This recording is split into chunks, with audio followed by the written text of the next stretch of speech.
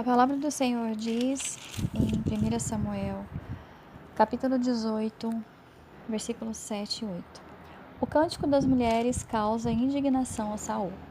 E as mulheres dançando e cantando se respondiam umas às outras, dizendo: Saul feriu seus milhares, porém Davi os seus 10 milhares.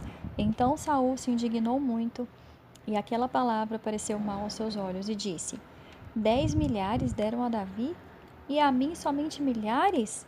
Na verdade, que lhe falta senão o meu reino. E desde aquele dia em diante, Saul tinha Davi em suspeita. Ou seja, ele começou, a partir daquele momento, a ficar com ciúmes de Davi, né? Achando que Davi, só falta o reino para ele, só falta oferecerem um reino para ele, mas o reino era dele, Deus tinha entregado para ele, para Saul. Deus não tinha entregado ainda o reino para Davi. Davi era ungido para ser rei de Israel? Era, mas era depois, né, que Saul saísse do trono, que Saul morresse, né? Não era para aquele momento, não era para aquela hora. Só que ele, com aqueles elogios das mulheres, quando Davi chegou da guerra que ele tinha ido lutar em favor de Israel, em favor do povo, né, do próprio Saul, ele ficou com inveja, com ciúmes. Isso quer dizer o quê, meu irmão? Que nós não devemos ficar olhando para a vida do outro, querendo ser o que o outro é, desejando ter o que o outro tem. Você tem que ser o que você é. Você tem que ser aquilo que Deus fez você para ser. Eu não tenho, e você também não tem que ser melhor do que ninguém, nem pior e nem igual. Você tem que ser você. Eu tenho que ser eu e você tem que ser você. Então, muitos perdem o reino, assim como Saul. Saul não só perdeu o reinado, como ele perdeu a vida. Ele matou a todos que estavam ali ao redor dele. Porque por causa dessa inveja, dessa ira dele, né, desses ciúmes, ele deixou de ser um grande homem de Deus. Porque aí começou com ciúmes. Aí o ciúme é de braço dado ali com inveja, né? Que é parente da raiva, que é parente da ira, que é amigo da desobediência, e começa, entendeu? Então é um abismo profundo, a pessoa só vai se afundando, afundando, afundando. Então, Saul, ele deixou de olhar para o que ele tinha, que era o reino dele, ele era rei.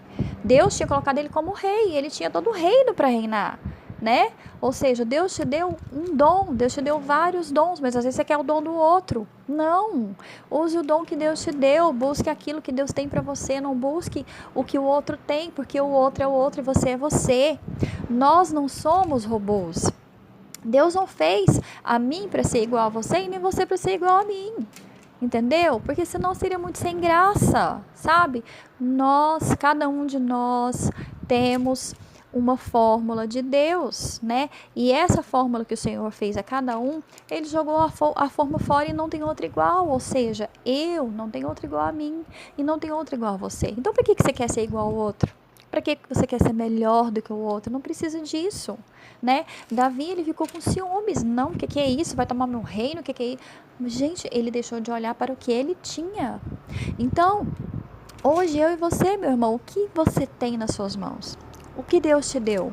Em relação a dons, em relação a tudo aquilo que Deus colocou, que Deus fez na sua vida, não queira o que o outro tem.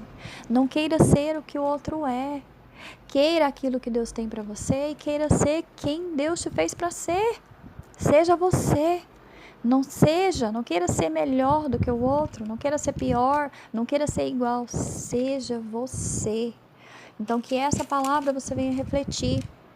Que o que Deus tem para você é para você. E o que Deus tem para o outro é para o outro. Não deseje o que é do outro. Queira aquilo que é seu. Ana Paula, mas como que eu vou saber o que é para mim? Os sonhos de Deus para sua vida. Muitas pessoas deixam de viver a sua vida igual Saul para ficar olhando, invejando, ciumando a vida do outro.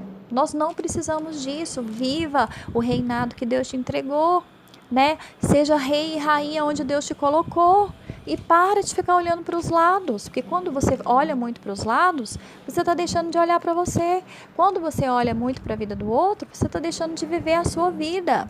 Quando você para já olhar para os lados e observar o que o outro tem, o que o outro deixa de ter, você está deixando de correr atrás aquilo que Deus tem para você.